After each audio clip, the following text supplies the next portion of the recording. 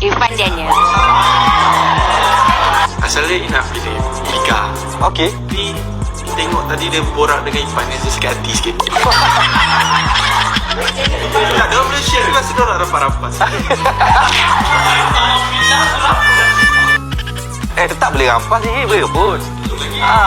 Tapi takut tak boleh share. Kalau dia ada test sikit kan.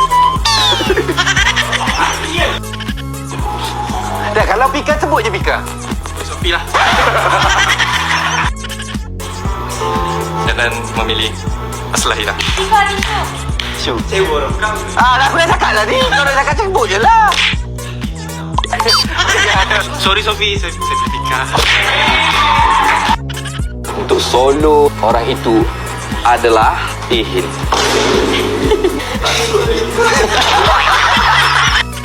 Saya nak kehidupan baru, saya nak tinggalkan kehidupan lama.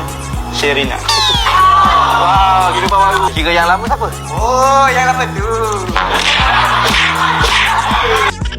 Mira sangat menghargai masa-masa dengan Syafiq. Apa-apa yang terjadi, Mira still akan backup Syafiq even di luar kamera. Noah? Hai, dia jelas saya awal-awal lah. Bukan. Saya dah mula kan. Tak start dengan kamu pun dah. Dah, kesebut nama lelaki lain. Oh, jealous. Awal jealous. Awal sangat jealous. Memang badan saya tak dapat secapi. Awak ni awak boleh jaga. Untuk Noah... Saya baru nak sweet ni. Jadi lah. Boleh. Kau happy tak? Dia okey lah. Saya memang daripada umur 25 lagi saya target dia. So bila saya dah masuk air ni, saya nak kena hargai kan dia. Kau suka tak? Suka. Mira yang rasa awkward kat sini. Mira jangan malu. No okey je. Aina memilih Aiman Junaidi. Aina pilih Aiman bukan berarti diorang akan bersama. Hari demi hari saya rasa chemistry saya dengan Aina makin kuat.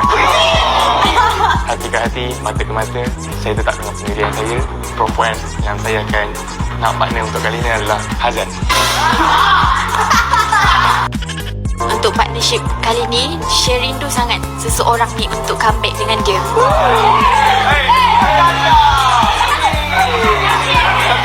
Lantaklah dia nak solo ke, saya nak rampas dia balik.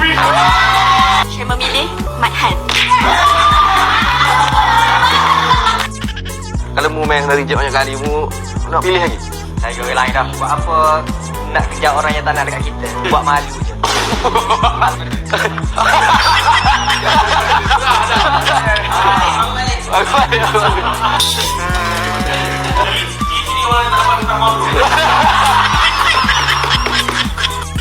Mira selesa dengan orang yang main gym, hitam manis.